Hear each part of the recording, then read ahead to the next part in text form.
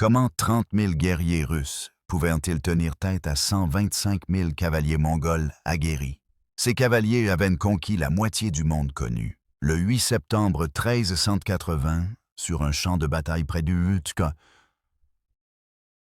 près du fleuve Don, la Horde d'Or, prétendument invincible, affronta un ennemi. Cet ennemi refusait de s'agenouiller. Pendant 140 ans, le joug mongol avait asservi les principautés russes. Il en avait extrait des tribus, brûlé des villes et réduit des populations en esclavage. Mais en ce jour, tout allait changer. Les Russes possédaient une arme secrète cachée dans la forêt. Ce coup de maître tactique allait prendre complètement au dépourvu la plus grande force de cavalerie de l'histoire. Ce qui se produisit ensuite allait briser pour toujours le mythe de l'invincibilité mongole. Cela sema les graines d'une nation russe unifiée. Pour comprendre l'ampleur de cette victoire, il faut saisir à quel point la Horde d'Or était terrifiante. Imaginez ceci. En 1237, les forces mongoles de Batu Khan se déversèrent sur Ibersen sur les principautés russes. Elles les submergeaient comme une vague de destruction. La ville de Ryazan tomba en seulement 5 jours. Sa population entière fut massacrée. Vladimir, une des villes russes les plus puissantes, fut rasée en 1238 après un siège de quelques semaines. Kiev, l'ancienne capitale, fut entièrement détruite en 1240. Ses grandes cathédrales furent réduites en ruines. Ses habitants furent massacrés ou réduits en esclavage. Les historiens estiment que l'invasion mongole tua des centaines de milliers, voire des millions de personnes. Des lignées entières de princes furent exterminés.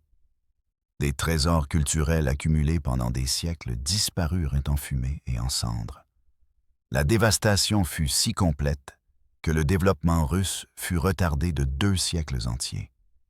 Les Mongols ne se contentèrent pas de conquérir et de repartir.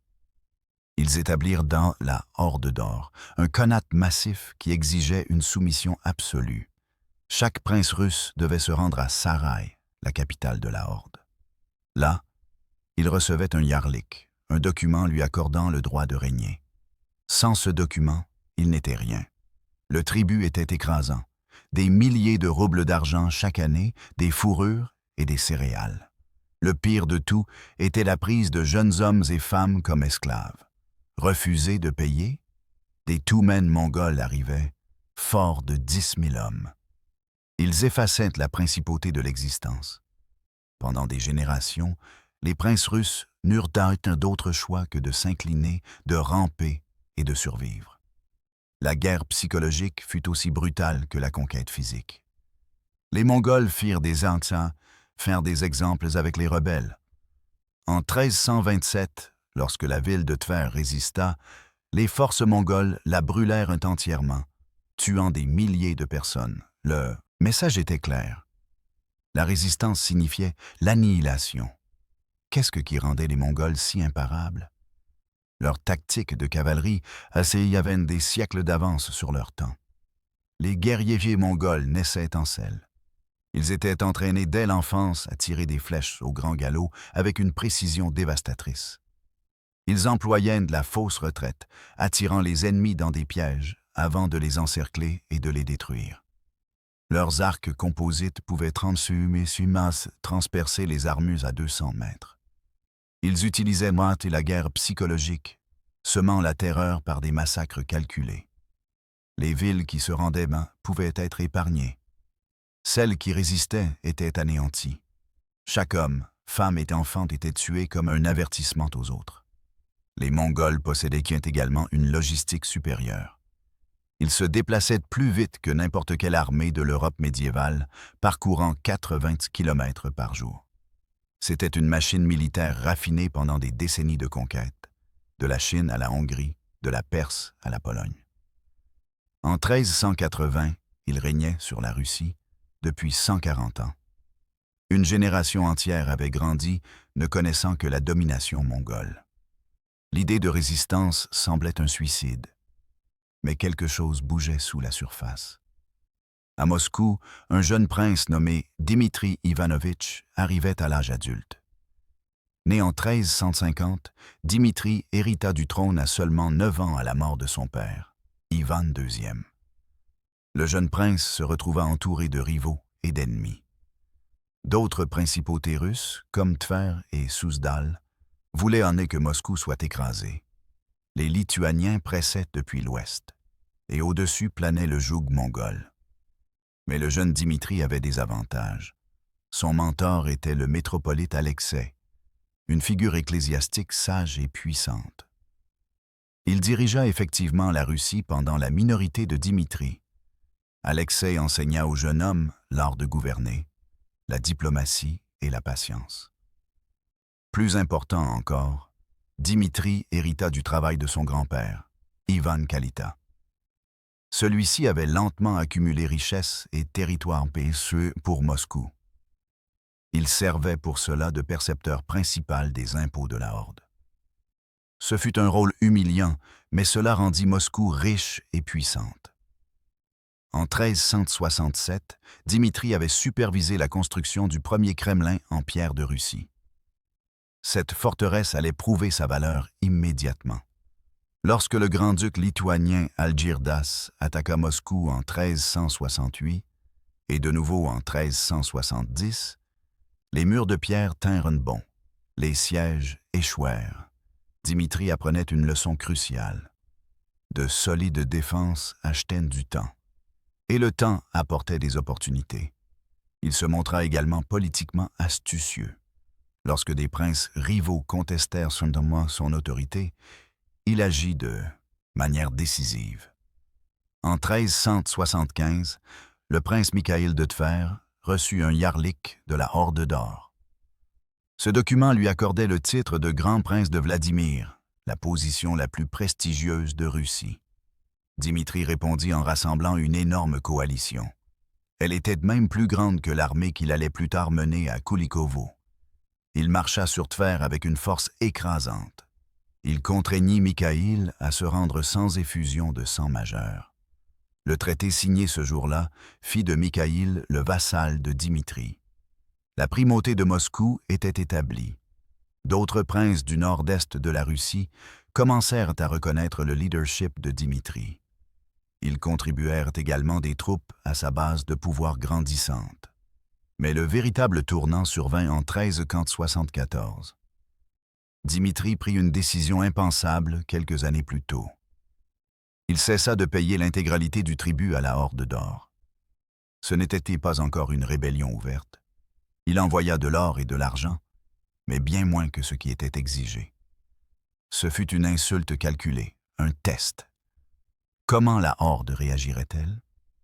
La réponse arriva rapidement. En 1378, Mamaï, le dirigeant de facto de la Horde d'Or occidentale, envoya une force punitive. Elle était sous le commandement de Murza Begich. Son but était d'écraser le prince parvenu. Mais voici le rebondissement. Dimitri ne se taira pas. Il ne se cacha pas derrière ses murs. Au lieu de cela, il marcha à la rencontre des Mongols de front. Le 11 août 1378, et près du fleuve Volga, les forces russes et mongoles s'affrontèrent en bataille ouverte. C'était la première fois depuis des générations, et les Russes gagnèrent. Ce ne fut pas une victoire massive, mais ce fut une victoire néanmoins. Begich mourut au combat. La force mongole se retira. La nouvelle se répandit comme une traînée de poudre à travers les principautés russes. Les Mongols pouvaient être battus. Pour Mamaï, cette défaite était intolérable. Qui était Mamaï et pourquoi cela lui importait-il tant? Né vers 1335 dans le puissant clan Kiyat, Mamaï n'était pas un descendant direct de Genghis Khan. Cela signifiait qu'il ne pouvait jamais revendiquer lui-même le titre de Khan. Au lieu de cela, il devint un faiseur de rois et un homme de pouvoir. Il dirigeait la partie occidentale de la Horde d'Or par le biais de Khans Fantoche. Il détenait le rang de Baylor Bey, essentiellement commandant militaire suprême et administrateur en chef. Mamaï avait passé près de 2 décennies à naviguer dans la politique interne brutale de la Horde. C'était une période appelée les Grands Troubles, où des prétendants rivaux déchiraient l'Empire. Il survécut là où des dizaines d'autres tombèrent. Il était impitoyable, ambitieux et déterminé à restaurer la domination de la Horde. La défaite à Vosja n'était pas seulement un revers militaire. Elle menaçait toute sa position. S'il ne pouvait pas maintenir les affluents russes en ligne, des factions mongoles rivales l'utiliseraient gourmand contre lui. Il y avait déjà un dangereux challenger qui montait à l'est, le Khan Tokhtamysh, soutenu par le terrifiant Tamerlan. Mamaï devait écraser Dimitri de manière décisive pour prouver sa force. Ainsi, en 1380, il commença à rassembler la plus grande armée que la Horde d'Or ait alignée depuis des décennies. Les chroniques parlent de 125 000 guerriers. Cependant, les historiens modernes estiment que 70 000 à 90 000 soldats étaient à sa pleine disposition. Pour la bataille réelle, Mamaï amena probablement entre 60 000 et 80 000 hommes. Même les estimations les plus basses en faisaient une force énorme. L'armée de Mamaï était diverse et terrifiante. Le noyau était constitué de cavaliers lourds mongols et tatars, vétérans d'innombrables campagnes. Ils étaient vêtus d'armures lamellaires et maniant des arcs composites, des lances et des sabres. Il y avait des forces auxiliaires provenant de peuples assujettis, des guerriers alains et circassiens des montagnes du Caucase. C'étaient de féroces combattants réputés pour leur sauvagerie. Il y avait des mercenaires génois de Crimée, des soldats professionnels équipés d'arbalètes et d'armures en acier. Ils représentaient une des meilleures infanteries que l'argent pouvait acheter. Il y avait même des princes russes renégats dans l'armée de Mamaï. Cela incluait des contingents de Ryazan, dont le prince jouait sur les deux tableaux. Mamaï forgea des alliances pour s'assurer sa victoire. Il obtint le soutien de Jogaila, grand-duc de Lituanie. Celui-ci promit d'amener les forces lituaniennes à se joindre à la campagne. Le prince Oleg de Ryazan, écrasé par Mamaï lors de campagnes précédentes et craignant la puissance grandissante de Moscou, s'était ouvertement rangé du côté de la Horde. Le plan était simple et brutal. Converger sur Moscou depuis plusieurs directions avec une force écrasante. Il fallait détruire l'armée de Dimitri, saccager Moscou et restaurer le contrôle mongol absolu. Le tribut serait doublé. Les princes russes seraient remplacés par des dirigeants plus dociles. La leçon serait écrite dans le sang et la cendre. Du point de vue de Mamaï, la victoire était inévitable. Il commandait une cavalerie vétérane qui avait conquis des empires. Il possédait des effectifs supérieurs, des commandants expérimentés et des alliés internationaux. Que pouvait faire un rassemblement de paysans russes et de petits nobles contre la puissance de la Horde d'Or? Dimitri reçut des rapports de renseignements tout au long de l'été 1380 concernant les préparatifs de Mamaï. Des espions apportèrent des nouvelles de l'énorme armée qui se rassemblait dans les steppes. Des marchands voyageant du sud parlaient de forces lituaniennes en mobilisation. La menace était existentielle. Si Dimitri perdait, Moscou serait détruite. Le dernier espoir d'indépendance russe mourrait. Mais s'il se retirait derrière ses murs, Mamaï assiégerait simplement Moscou. Il les affamerait ou attendrait l'hiver. Non. Dimitri prit une décision audacieuse. Il irait au combat contre Mamaï. Il traverserait le fleuve Don, le plaçant derrière lui, éliminant toute possibilité de retraite. Son armée tiendrait ou mourrait sur le champ de Koulikovo. Ce fut un coup de joueur, mais Dimitri comprit la psychologie. Ces hommes devaient savoir qu'il n'y avait pas d'échappatoire. Seule la victoire ou la mort. Avant de partir en guerre, Dimitri chercha la bénédiction de Serge de Radonej, l'homme saint le plus vénéré de Russie. Serge donna sa bénédiction. Il envoya également 2 moines guerriers, Alexander Peresvet et Rodion Osliabia, pour combattre aux côtés de Dimitri. Leur présence était un symbole puissant. Dieu était avec eux. Les préparatifs furent méticuleux. Dimitri envoya des ordres à chaque principauté alliée à Moscou. La réponse fut sans précédent. Des troupes affluèrent de Vilnius, affluèrent de Vladimir, de Souzdal et de Rostov. Elles venaient également de Yaroslavl, Murom et Kostroma, entre autres. Pour la première fois depuis plus d'un siècle, les principautés russes s'unissaient sous une seule bannière. L'armée qui se rassembla n'était pas seulement celle de Moscou, c'était celle de la Russie. Dimitri s'occupa de chaque détail. Il organisa la collecte de fournitures médicales, il rassembla des hommes expérimentés dans le traitement des blessures. Il planifia plusieurs itinéraires pour éviter les embouteillages sur les routes médiocres. Il engagea des marchands qui connaissaient les routes des steppes et l'emplacement des points d'eau pour guider l'armée.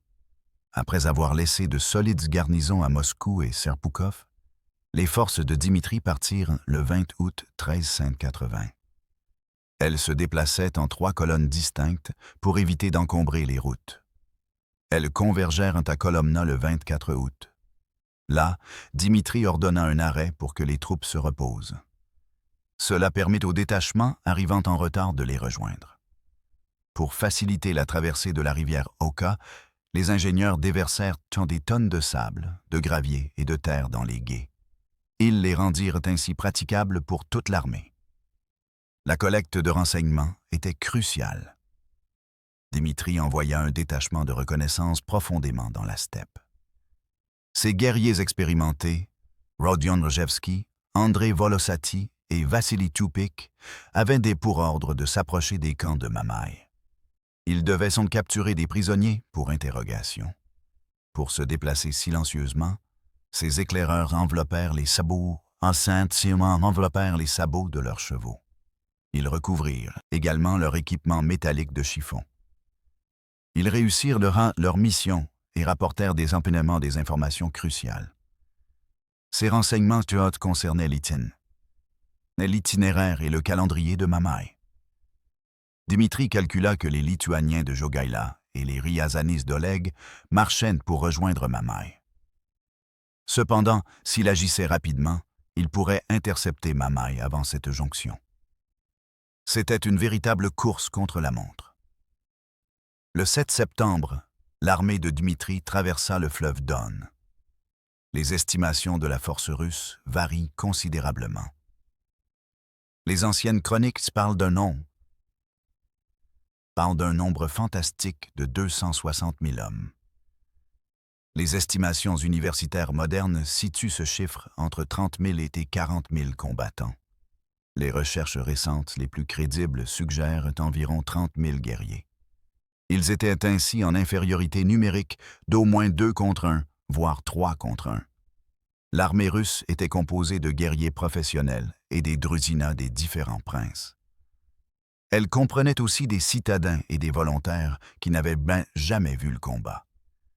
C'était un mélange de vétérans et de nouvelles recrues. Tous étaient unis par le désespoir et l'espoir. Dimitri organisa ses forces en 6 régiments, suivant la tradition militaire russe.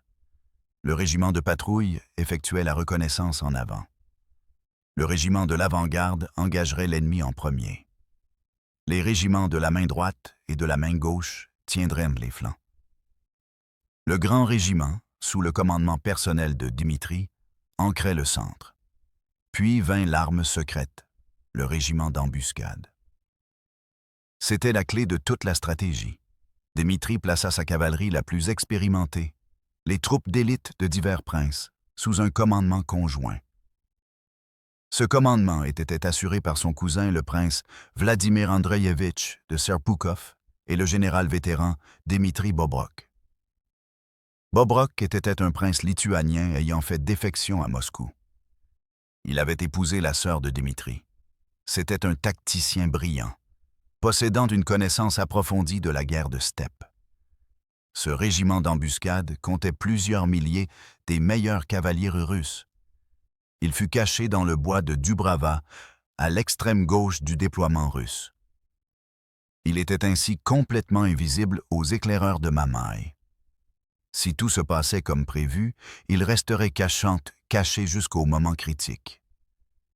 La géographie du champ de Koulikovo était parfaite pour la stratégie défensive de Dimitri. Le champ était délimité par les fleuves Don et Nepriadva. Des ravins et des fourrés denses protégeant les flancs. Ce terrain canalisait la cavalerie mongole vers un assaut frontal. Cela annulait leurs tactiques traditionnelles d'encerclement large et de manœuvre de flanc. Dimitri positionna ses troupes en plusieurs lignes. Leurs flancs étaient ancrés à des obstacles naturels. C'était un positionnement défensif exemplaire. Mais il y avait un autre élément de guerre psychologique. Dimitri échangea son armure princière avec un jeune boyard de Moscou nommé Mikhail Brenok. Brenok porterait l'armure distinctive de Dmitri et son étendard.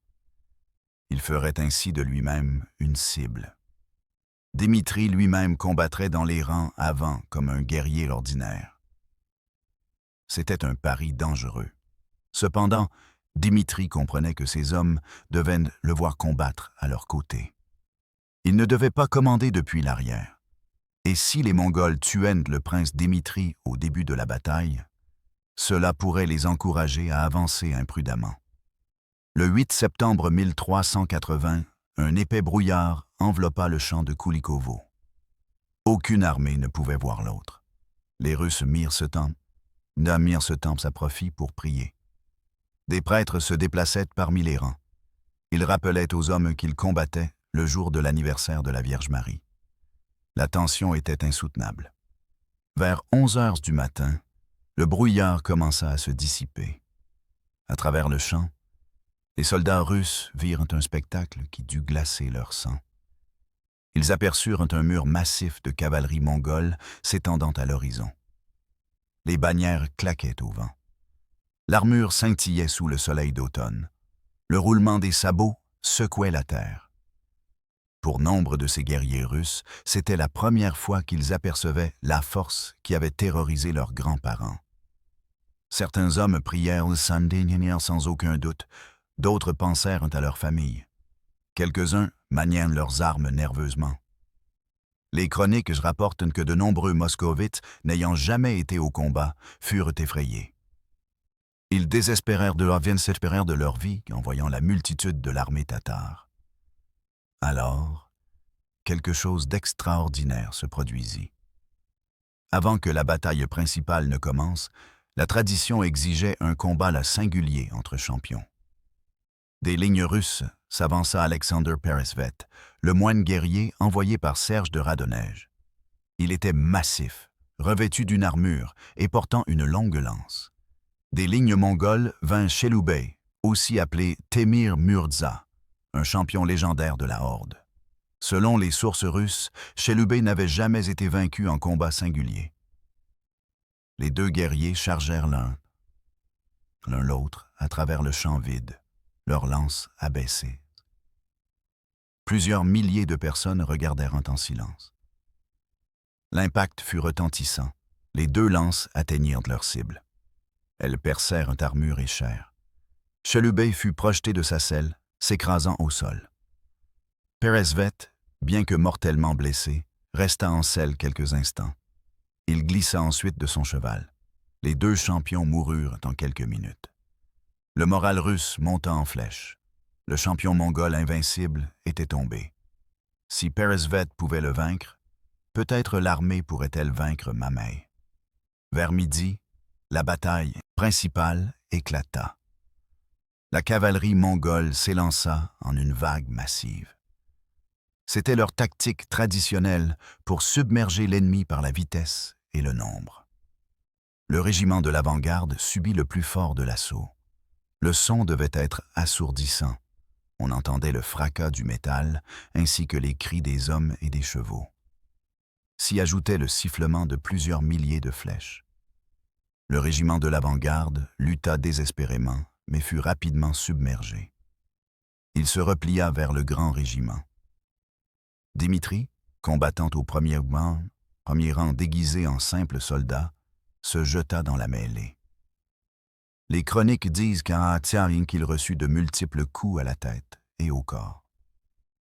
Il fut 2 fois désarçonné, mais continua de combattre. Son armure et sa cotte de mailles lui sauvèrent la vie à plusieurs reprises. Pendant ce temps, Michael Brennock portait l'armure princière de Dimitri et son étendard. Il devint la cible principale des attaques mongoles. L'ennemi se concentra sur le meurtre de celui qu'il pensait être le prince russe. Brennock lutta héroïquement, mais fut finalement encerclé et tué. L'étendard russe tomba. Lorsque la nouvelle de la mort du prince Dimitri se répandit, la panique menaça de se propager dans les rangs russes. L'assaut mongol continua avec une intensité sauvage. L'infanterie génoise et la cavalerie tatare pilonnèrent le centre russe. Pendant 3 heures, la bataille fit rage. Elle oscillait d'un côté à l'autre. Les Russes tinrent bon, mais cela leur coûta très cher. Les pertes s'accumulèrent horriblement des 2 côtés. Le champ était glissant de sang, jonché de morts et de mourants. Alors Mamet fit son mouvement décisif. Il envoya ses réserves contre le flanc gauche russe, le régiment de la main gauche. La cavalerie mongole arriva par vagues, implacable et brutale. Le flanc gauche commença à plier. Les guerriers russes tombaient par centaines. Les survivants commencèrent à battre en retraite. La ligne se fragmentait. Les Mongols sentirent la victoire. Ils forcèrent la brèche, commençant à encercler la force russe principale. Les régiments étaient montés couper des ponts sur le Don. La situation était désespérée. Les commandants russes au centre pouvaient voir leur gauche s'effondrer. Il semblait que la défaite était imminente. L'histoire allait se répéter une fois de plus. Le sang russe allait arroser l'herbe de la steppe, comme tant de fois auparavant. Vers 14 heures, alors que les Russes étaient au bord de l'effondrement total, Dimitri Bobrok passa à l'action. Il avait observé la bataille depuis la dissimulation du bois de Dubrava. Il retenait le prince Vladimir Andreïevitch. Vladimir avait voulu charger plus tôt, voyant ses camarades mourir. Mais Bobrok le retint. Bobrok attendait le moment parfait. Il attendait que les Mongols soient pleinement engagés. Il attendait qu'ils avancent Pilana pour encercler les Russes. Il attendait que leur propre flanc et leur arrière soient exposés. Ce moment était arrivé. Bobrok donna l'ordre. Plusieurs milliers de cavaliers russes jaillirent de la forêt dans une charge retentissante. Ils frappèrent le flanc droit et l'arrière exposé des Mongols avec une force dévastatrice. Les Mongols n'avaient aucune idée de l'existence du régiment d'embuscade. Ils pensaient avoir gagné. Soudain, de la cavalerie ennemie fraîche fut parmi eux. Elle abattait les guerriers par derrière. Le chaos et la terreur se propagèrent. Le choc psychologique fut immense. Les unités mongoles, qui avançaient avec confiance, se retrouvèrent soudain à se battre pour leur survie. La charge d'embuscade fut parfaitement synchronisée et exécutée. La cavalerie russe ne fit aucun quartier. Elle était animée par la fureur du carnage qu'ils avaient vu. Ils s'abattirent sur les formations mongoles. Les sabres étincelaient, les lances perçaient, les chevaux piétinaient les tombées. Le flanc droit mongol se désintégra. Les guerriers qui poussaient pour encercler les Russes se retrouvèrent eux-mêmes encerclés. La panique se répandit comme une traînée de poudre dans l'armée de Mamet. Au même moment, les éléments survivants du grand régiment russe, voyant la charge de cavalerie, se rallièrent et avancèrent. Le prince Gleb, qui avait pris le commandement après la disparition de Dimitri, mena la contre-attaque. Les Mongols étaient maintenant pris entre l'infanterie russe, poussant de front, et la cavalerie, martelant leurs flancs et leur arrière. C'était un cauchemar tactique. Les commandants mongols hurlèrent des ordres, tentant de restaurer la discipline. Mais l'élan avait basculé irrévocablement. Les unités commencèrent à rompre. Les guerriers commencèrent à fuir. Mamet, observant depuis son poste de commandement, réalisa que la bataille était perdue. Son armée invincible, qui aurait dû écraser ces rebelles russes, se désintégrait sous ses yeux. Les chroniques le décrivent hurlant de rage. Il était incapable de croire ce qu'il voyait. Il n'avait plus de réserves à engager, rien pour arrêter la contre-attaque russe. Alors que de plus en plus d'unités mongoles rompaient et fuyaient, la déroute devint générale. Les guerriers fuyaient vers la rivière Krasivaya Sword. La cavalerie russe les poursuivait sans relâche. Certaines Mongols tentèrent de se rallier au camp de Mamay, mais ils furent rapidement submergés.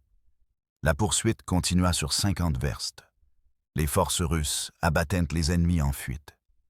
Plusieurs milliers de Mongols se noyèrent en tentant de traverser les rivières dans leur panique. Les chroniques parlent d'un nombre incalculable de morts pendant la poursuite. Mamay lui-même abandonna son armée et s'enfuit avec une petite garde personnelle. Il laissa ses trésors et ses bannières. Son armée fut abandonnée à son sort. De retour sur le champ de Kulikovo, les Russes firent face aux sombres conséquences. Le champ était tapissé de corps, Russes et Mongols confondus. Le sang s'accumulait dans l'herbe. L'air empestait la mort. Le prince Vladimir Andreïevitch cherchait désespérément Dimitri. Personne ne l'avait vu depuis le début des combats. Des rumeurs se répandirent selon lesquelles il avait été tué. Après une recherche frénétique, 2 soldats de Kostroma le trouvèrent inconscient sous un bouleau brisé. L'armure de Dimitri était cabossée et abîmée par de multiples coups. Il était blessé et couvert d'ecchymose, mais en vie. Quand il retrouva connaissance et apprit la victoire, il pleura de soulagement et de chagrin. Il savait le prix terrible que son peuple avait payé. Pendant 7 jours, les Russes recueillirent et enterrèrent les morts. Les chiffres des pertes sont stupéfiants et contestés. Les vieilles chroniques affirment que 253 000 Russes moururent. Elles ne laissaient même que 40 000 à 50 000 survivants. Cependant, ces nombres sont impossibles à atteindre. Les estimations modernes suggèrent même peut-être 10 000 à 15 000 morts russes. Cela représente environ la moitié de l'armée. Les pertes mongoles étaient probablement similaires ou supérieures. Les conséquences immédiates furent douces et amères. L'armée lituanienne de Jogaila, apprenant la défaite de Mamaï, fit demi-tour et se retira sans combattre. Le prince Oleg de Ryazan, qui avait joué sur les 2 tableaux, fut contraint de se soumettre à Dimitri comme à son souverain. Il dut signer un traité de paix. Plus important encore, les Russes devaient capturer d'énormes quantités de trésors, d'armes, d'armures et de chevaux mongols dans le camp abandonné de Mamaï. La victoire fit de Dimitri une légende. Il reçut le surnom honorifique de Donskoï. Cela signifiait « du Don », commémorant ainsi son triomphe. Les cloches des églises sonnèrent à travers les terres russes. Après 140 ans d'humiliation, les Russes avaient enfin vaincu les Mongols en bataille rangée. Mais voici la dure vérité. La victoire à Kulikovo ne mit pas fin à la domination mongole. Elle ne le pouvait pas. L'armée russe était trop affaiblie, ayant perdu la moitié de ses forces. Mamaï n'était même pas le souverain légitime de la Horde d'Or. Quelques mois après Kulikovo, le véritable khan de la Horde d'Or orientale, Tokhtamysh, passa à l'action. Tokhtamysh était tout ce que Mamaï n'était pas. Il était un descendant direct de Gengis Khan, avec une revendication légitime sur l'ensemble de la Horde. Il bénéficiait du soutien de Tamerlan, le conquérant le plus redouté de l'époque. En 1381, Tokhtamysh vainquit les forces restantes de Mamaï, près de la rivière Kalka. Mamaï s'enfuit en Crimée. Il y fut assassiné par des marchands génois. C'était peut-être en vengeance du massacre de leurs mercenaires à Kulikovo. Tokhtamysh dirigeait maintenant une horde d'or réunie. Il entreprit immédiatement de rétablir son contrôle sur les tributaires russes. En 1382, seulement 2 ans après Kulikovo, Tokhtamysh mena une invasion massive de la Russie. Dimitri, incapable de réunir une autre grande armée après les pertes de Kulikovo, se retira à Kostroma pour rassembler des forces. Tokhtamysh assiégea Moscou. Par la trahison et la ruse, ses forces capturèrent et pillèrent non la ville. Les chroniques décrivent des scènes horribles. Des milliers de personnes furent tuées. Des bâtiments feutrés furent incendiés. Des trésors furent pillés. Moscou fut laissé en ruine, presque entièrement réduite en cendres. Dimitri fut contraint de se soumettre à Tokhtamysh. Il dut recommencer à payer un tribut. Ce tribut était désormais à un taux encore plus élevé qu'auparavant. Un des fils de Dimitri fut envoyé comme otage à Saraï pour garantir l'obéissance.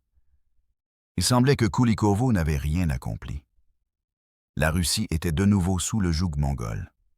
Moscou était détruite. Le tribut coulait à nouveau. Mais quelque chose de fondamental avait changé. Le mythe de l'invincibilité mongole était brisé. Une génération de guerriers russes avait vu la cavalerie mongole irrésistible mise en déroute. Ils avaient prouvé qu'avec des tactiques appropriées, des avantages de terrain et suffisamment de courage, les Mongols pouvaient être vaincus. L'unité forgée sur le champ de Koulikovo ne disparut pas. Les diverses principautés russes avaient combattu ensemble comme une seule armée sous la direction de Moscou. L'historien Lev Goumilev déclara que les Russes étaient allés au champ de Koulikovo en tant que citoyens de diverses principautés. Ils en étaient revenus en tant que nation russe unie. L'idée d'une indépendance russe, qui avait semblé être un fantasme pendant 140 ans, était maintenant un objectif tangible. Dmitri Donskoy passa les années suivant l'invasion de Tokhtamysh à reconstruire avec soin. Il organisa la reconstruction de Moscou. Il maintint son réseau d'alliances parmi les princes russes. Et surtout, il continua à renforcer la prétention de Moscou en tant que chef de la Russie. Lorsque Dimitri mourut en 1389, à l'âge de 39 ans, épuisé par des décennies de guerre et de stress, il fit quelque chose de révolutionnaire. Il légua son titre de grand prince de Vladimir directement à son fils Vassili sans demander la permission au Khan. C'était une déclaration que le titre appartenait à Moscou par droit héréditaire. Il n'appartenait pas au Khan de le donner. Cela établit un précédent qui se révélerait crucial. Le pouvoir de Moscou continua de croître au cours du siècle suivant. La Horde d'Or, pendant ce temps, ne se remit jamais complètement des conflits internes qui avaient permis à Koulikovo d'avoir lieu. Tamerlan envahit la Horde dans les années 1390, lui portant des coups dévastateurs. Au XVe siècle, l'Empire, autrefois puissant, se fragmentait en khanats plus petits, chacun plus faible que l'ensemble. En 1480, 100 ans exactement après Koulikovo, l'arrière-arrière-petit-fils de Dmitri Donskoy, Ivan III, connu sous le nom d'Ivan le Grand, affronta une armée mongole. Cela se passa lors de la grande stance sur la rivière Ougra. Les deux armées se firent face à travers la rivière pendant des semaines. Aucune n'attaqua. Finalement, les forces mongoles se retirèrent. La Russie était enfin vraiment libre. Le joug mongol était terminé. Tout cela remontait au champ de Koulikovo. Cela remontait au pari de Dimitri et au régiment d'embuscade caché. Cela remontait aux milliers de guerriers russes qui tinrent bon. Pour eux, la retraite signifiait la sécurité et l'avance une mort probable. La signification de la bataille s'étendait bien au-delà de la victoire militaire. Elle accéléra la consolidation des principautés russes sous Moscou. Elle établit Moscou comme le leader incontestable dans la lutte contre la Horde. Elle créa un mythe fondateur pour l'identité nationale russe. À ce jour, les Russes commémorent le 21 septembre comme une journée de la gloire militaire. Ils célèbrent la victoire que leurs ancêtres ont remportée il y a 645 ans. Si Dimitri avait perdu à Koulikovo, la trajectoire de l'histoire aurait changé de manière spectaculaire. Mamaï aurait mis Moscou à sac. Il aurait probablement tué Dimitri et sa famille. Il aurait installé un prince fantoche entièrement soumis à la Horde. L'unité naissante des principautés russes aurait été brisée. Le pouvoir de Moscou aurait été brisé. Cela aurait probablement permis à Tver ou à un autre rival de dominer à la place. Sans la direction éventuelle de Moscou, l'unification russe aurait pu prendre des siècles de plus. Elle aurait pu suivre une voie entièrement différente. Les territoires auraient pu rester divisés. Ils seraient devenus une proie plus facile pour la Lituanie. Là, la Pologne ou l'Empire ottoman en expansion. Le riche patrimoine culturel que Moscou protégeait aurait été perdu. Les monastères, restés avec leurs bibliothèques de textes anciens, auraient pu brûler. L'identité russe émergente, forgée dans la résistance aux Mongols, n'aurait peut-être jamais cristallisé. Au lieu d'une Russie unifiée émergeant au XVIe siècle, l'Europe de l'Est aurait pu rester un patchwork de principautés concurrentes sous domination étrangère pendant des générations supplémentaires. Les innovations tactiques démontrées à Kulikovo ont influencé la pensée militaire russe pendant des siècles. L'utilisation du terrain pour canaliser la cavalerie ennemie devint une marque. L'emploi de réserves cachées pour une contre-attaque décisive en fut une autre. La volonté de rester sur la défensive et d'encaisser les coups avant de riposter caractérisa aussi la doctrine militaire russe.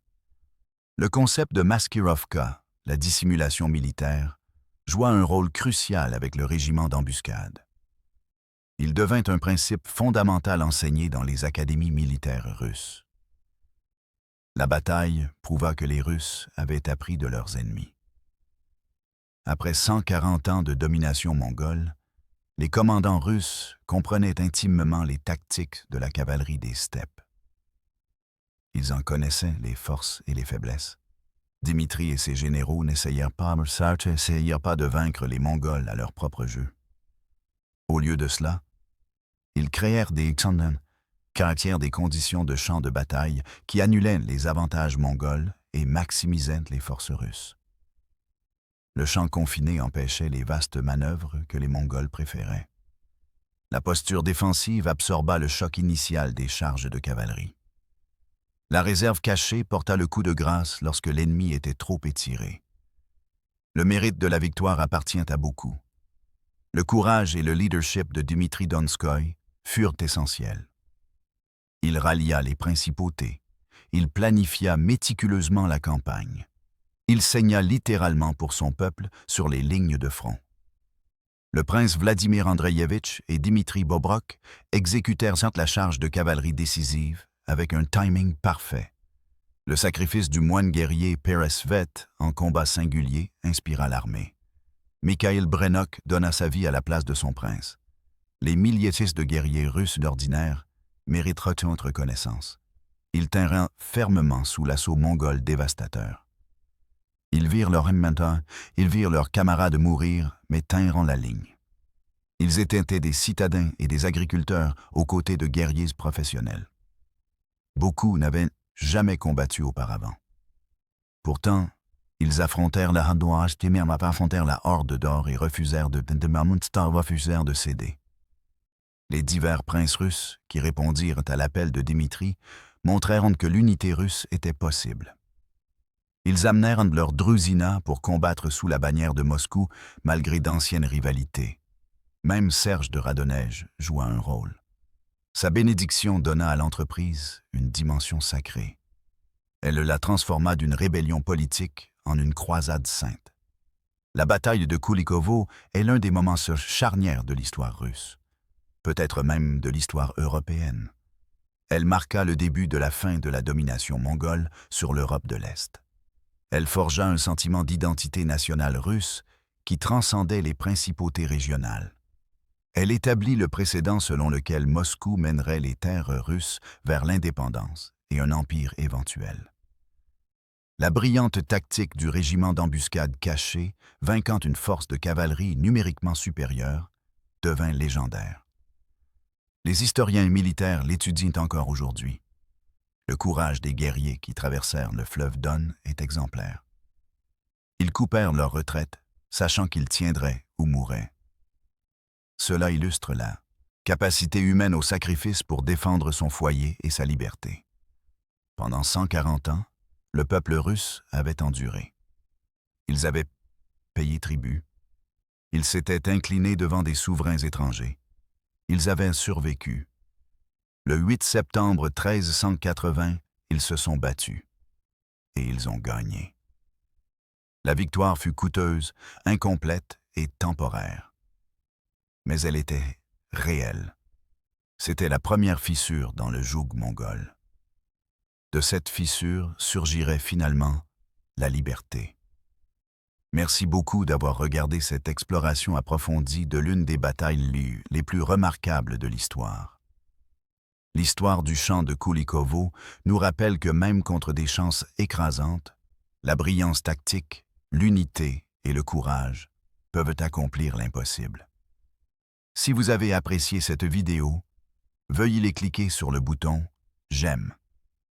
Aidez-nous à atteindre 1000. J'aime au cours des 24 prochaines heures. Cela aide vraiment la chaîne à grandir. Cela me permet de vous proposer d'autres batailles historiques et épiques comme celle-ci. Abonnez-vous et activez la cloche de notification pour ne pas manquer la prochaine vidéo. Je pense couvrir soit la bataille des Thermopyles, soit la chute de Constantinople. Laissez un commentaire ci-dessous. Faites-moi savoir quelle bataille vous voulez voir ensuite ou suggérer la vôtre. Quelles autres victoires d'Outsiders ou chefs-d'œuvre tactiques aimeriez-vous voir explorer? Je lis chaque commentaire.